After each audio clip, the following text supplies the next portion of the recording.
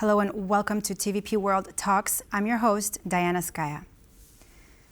Our guest in studio today is Stéphane Séjourné, the Vice President of the European Commission in charge of prosperity and industrial strategy. Now, Commissioner Séjourné plays a central role in shaping Europe's industrial future, balancing competitiveness with the green and digital transitions.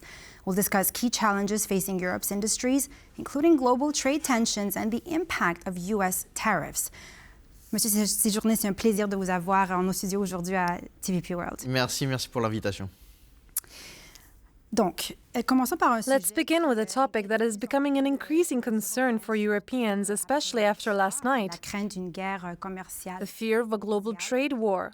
Last night, US President Donald Trump stated that new tariffs on the European Union would certainly be imposed. Serait certainement appliquée. Mr. Séjourné, let's listen to President Trump's remarks. Attentivement ses propos. Things work out. It might happen with them, but it will definitely happen with the European Union. I can tell you that, because they've really taken advantage of us. And, you know, we have over a $300 billion deficit. They don't take our cars. They don't take our farm products. They take almost nothing. And we take everything from them. Millions of cars, tremendous amounts of food and farm products. So the UK is way out of line, and we'll see the UK, but European Union is really out of line. Donc voilà, Trump mentions a $300 billion deficit. They don't take our cars, they don't take our farm products, they take almost nothing, and we take everything from them. Millions of cars, tremendous amounts of food and farm products. une grande quantité de produits agricoles. Donc, So my question to you is the following. If Trump sticks to his promises and imposes these new tariffs, how will the European Union react? And should we really be worried? s'inquiéter. Bon, d'abord, il y a des choses qu'on sait, il y a des choses qu'on sait. First of all, there are things we know and things we don't know. There are many things that we don't know at this stage. We need to face the facts. We haven't been informed about the new administration about any intention to target specific sectors, impose a broad tariff measure, or focus on very specific issues. For now, the discussions are still very vague. And there remains uncertainty about the scope of what the United States and the new administration might propose in the coming weeks. So I still urge all European leaders to hold back, in a way, but above all, to prepare. Préparer les choses. Et donc, on se prépare à la fois avec des instruments défensifs. We are preparing with both defensive and offensive tools. This is the very issue the heads of state and government will discuss in Brussels today, especially to determine how we should respond to this. Should we react in advance or should we wait? And what should our strategy be? Est-ce que nous devons attendre et quelle est... You know, the main challenge for Europeans is that we speak with 27 voices. And to be credible, we need to ensure that if we say something, there's real substance behind it. We need to be credible and avoid showing weakness in our diplomatic discussions with the new administration. So when we do address these matters, we will do so forcefully and with clear focus. Avec force et Mais notamment avec peut-être, concentration. But perhaps, are there some concrete steps that you're considering taking that you can name as an example? Nommé comme exemple. En tout cas, il y aura évidemment la défense des intérêts européens. At any rate, there will certainly be a defense of European interests, and I want to make this very clear to the new administration. Europe will defend its interests. Behind those interests, there are jobs, our industries, our ability to export. The reality is that, yes, Europe has a favorable trade balance with the United States. Why? Because we produce high-quality manufactured products that meet the needs of the American market. Will President Trump want to rebalance this trade balance? In which sectors? For now, we don't know, but one thing is certain. Europeans will defend their interests, including with offensive measures, if necessary. Des mesures offensives s'il le faut. Monsieur Séjourné, Mr. Séjourné, should we, for example, be worried about the long-term consequences of Trump's tariffs on global trade and trade relations between the European Union and Canada? européenne et le Canada, par exemple. If we take the current agreements between Canada and the European Union as an example, how can Canada and the EU perhaps cooperate even more closely Peut-être coopérer encore plus to counter these protectionist policies? contrer ces politiques protectionnistes. Oui, il y a un risque, c'est que les États-Unis... Yes, there is a risk that the United States could isolate itself while the rest of the world continues to trade. And that's the risk the new administration takes by imposing tariffs. L'administration en mettant des tarifs parce que évidemment nous avons déjà Because, of course, we have already established the conditions for sustainable agreements with Mexico. Just last week, we strengthened our trade agreement with Mexico on very specific issues: raw materials, hydrocarbons. We will also begin new discussions with Canada to allow our two markets, the European market of 450 million consumers and the Canadian market, which produces certain goods we consume, such as raw materials, fuels, and gas, to cooperate more closely.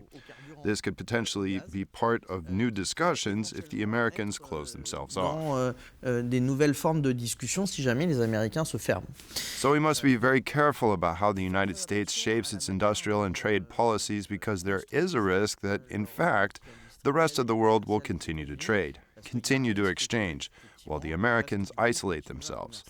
I believe that they are allies, and we need to have this conversation with them. Je crois que ce sont des alliés, il faut qu'on puisse But just in case, and in the interest of Europeans, we are building trade agreements with those who may see the American market close off. ceux qui voient le marché américain se fermer. Et d'ailleurs, Trump dit que pour lui, Trump says that for him, what matters most is the interests of the United States above all. But in terms of Canada and the European Union, could we perhaps see Canada gradually move closer to possibly becoming a member of the European Union? devenir membre de l'Union européenne. Ouais, ça, je pense que c'est une I think this is a discussion that might be a bit too early to have. First of all, it would require a request from the Canadians, and to avoid getting into the same rhetoric as the Americans on territorial issues, I won't go as far as suggesting that to the Canadians. Canadiens, évidemment, c'est à eux de décider. Obviously, it's up to them to decide their future, both politically and territorially. But in the meantime, we can explore what we can do. We already have a trade agreement, the CETA. We can look at how to strengthen it. We can also explore how the Canadians would like us to have strategic dialogue on trade issues. These are ongoing discussions. I spoke with my Canadian counterpart just recently, this past weekend, on the phone, and we exchanged very concretely on these matters to see how our two continents and part of this North American continent could find European markets, while also exploring opportunities for us to access the Canadian market. Des débouchés au Canada. Dites-moi, est-ce que vous pensez Do you think that trade tensions could complicate broader cooperation between the European Union and the United States on issues like Ukraine, China, and technology regulation? la Chine, la régulation technologique? On le souhaite pas. On le souhaite pas, et évidemment. We don't want that. Of course, the Americans remain our allies, but we must keep them as allies. NATO is still the Europeans' primary lifeline at this stage.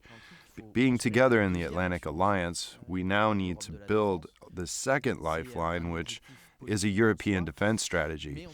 It's a political goal in itself, but we must preserve this alliance with our American partners. Of course, it's also up to them to decide. Uniquement commerciale ou contractualisante. Diplomatic relations are not just about trade or contacts where agreements are made. Above all, they are based on trust. And to maintain these relationships of trust, we need to be able to talk, to nurture important links. This is the goal we've set for ourselves in the coming weeks, not to react too quickly, not to escalate on the trade front, but to be ready with all necessary tools, just in case the Americans decide to impose sanctions on certain sectors. De nous sanctionner sur un certain nombre de secteurs. Parlons un peu des commerces européens. Let's talk a little bit about European businesses. Small and medium-sized businesses are essential for Europe. What concrete support are you offering them in the face of challenges such as rising energy costs and digital transformation? Oui, on a deux gros problèmes de compétitivité. Yes, we have two major competitiveness issues in Europe. The first one is, of course, the price of energy, stemming from the crisis caused by the war in Ukraine. Our dependence on gas and our ability to diversify, creating alternative energy markets outside of Russian gas, is crucial for us. So we continue to work on the issue. Fondamental pour nous, et donc on continue à travailler sur ce sujet-là. Et we are now providing companies with the ability to sign long-term contracts with gas producers to smooth out the price.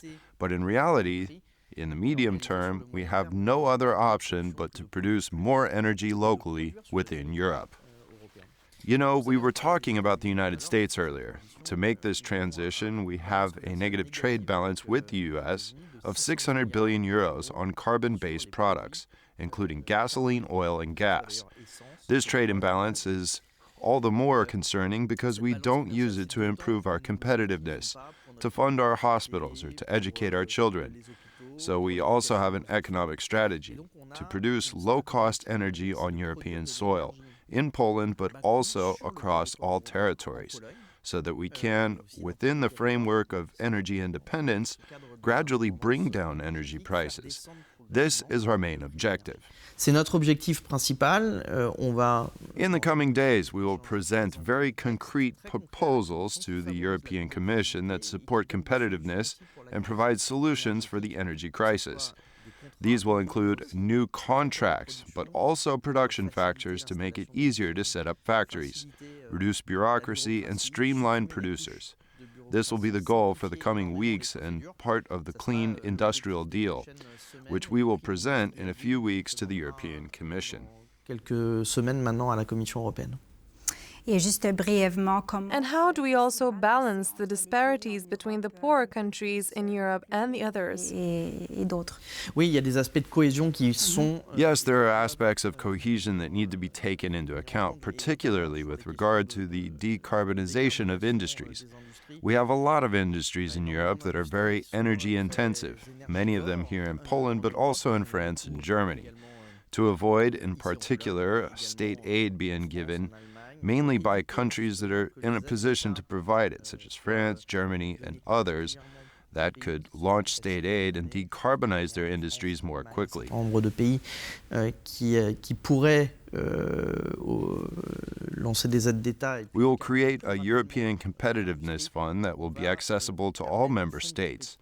This fund will help decarbonize the most polluting industrial sites and improve their competitiveness. De décarboner le plus rapidement les sites les plus émetteurs et aider. This is really the goal for the coming weeks. Competitiveness, simplification, and we will be eliminating a lot of administrative procedures in our systems.